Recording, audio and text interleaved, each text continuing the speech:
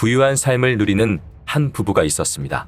두 사람 모두 수입이 꽤 괜찮은 직업을 가지고 있었으며 안락한 집과 두 대의 자동차, 여러 대의 텔레비전과 오디오 시스템을 소유하고 있었습니다.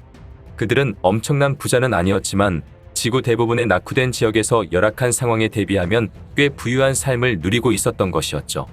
어느 주말 그들은 차를 타고 도시 근교를 지나던 중 넓은 잔디와 정원이 딸린 대저택들로만 이루어진 동네를 지나가게 되었습니다.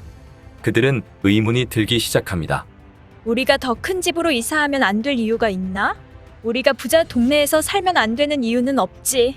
우리는 더 행복해질 자격이 있다고. 그 순간에는 그런 생각들이 꽤 논리적으로 여겨졌고 그래서 두 사람은 어느 부자 동네의 대저택을 구입하게 되었습니다. 이사하고 얼마 안 가서 그들은 이웃 사람들이 매우 값비싼 차를 소유하고 있으며 외출할 때마다 유명 디자이너들의 신상품 옷을 입는다는 사실을 알게 되었습니다. 이웃을 방문하는 손님들도 비싼 옷을 차려입고 비싼 자동차를 몰고 왔습니다. 그래서 이 부부는 신형 고급 자동차와 값나가는 의상을 구입합니다. 돈을 얼마를 쓰든 간에 늘 이웃과 경쟁하고 있다는 느낌이 들었습니다.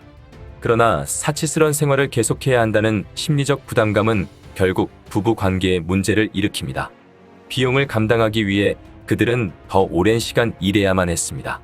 두 사람은 돈 문제로 말다툼을 하기에 이르렀죠.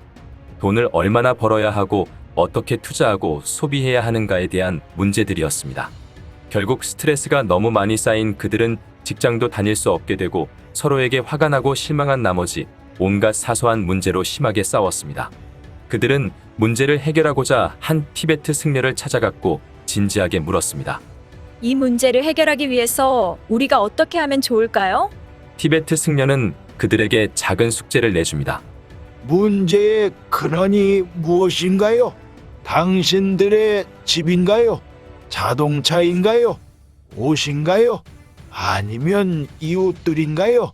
며칠 시간을 가지고 당신들의 상황을 지켜본 다음 다시 와서 당신들이 발견한 것을 내게 말해주세요.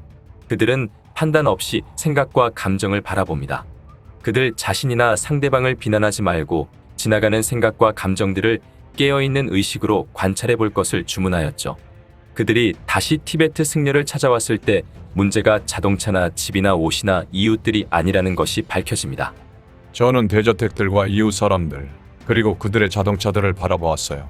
문득 내가 갖고 있는 것보다 더 많은 걸 나 자신이 원했다는 기분이 들었어요. 난 그들이 부러웠어요.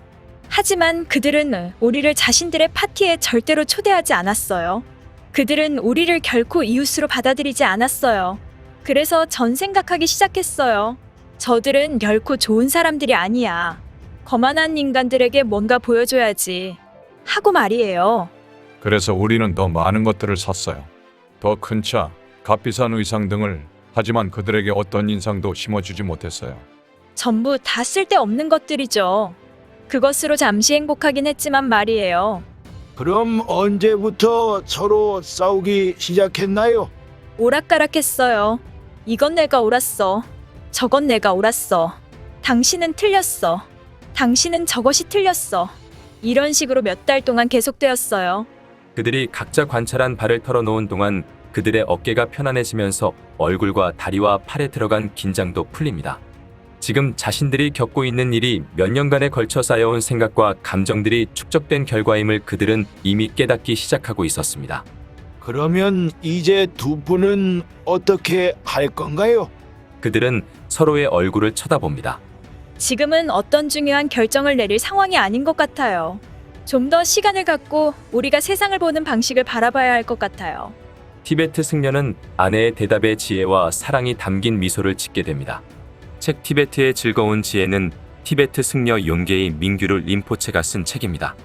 마음을 비우고 세상을 바라보는 관점을 객관적으로 조망한다면 우리가 겪고 있는 많은 불행들의 근본 원인을 파악할 수 있다고 이야기합니다. 행복하고 풍족했던 이들 부부는 세상을 바라보는 관점을 바꾸기 시작하자 시간이 흐르면서 불행으로 이어졌습니다. 경제력, 사회적 지위와 같은 외부적 요인들이 변화할 때 심지어 상황이 좋게 변화하고 있음에도 불구하고 삶이 불행으로 이어지는 경우가 많습니다. 이는 외부적 요인이 바뀔 때마다 우리가 세상을 바라보는 관점을 바꾸기 시작해서가 아닐지 생각해 봅니다.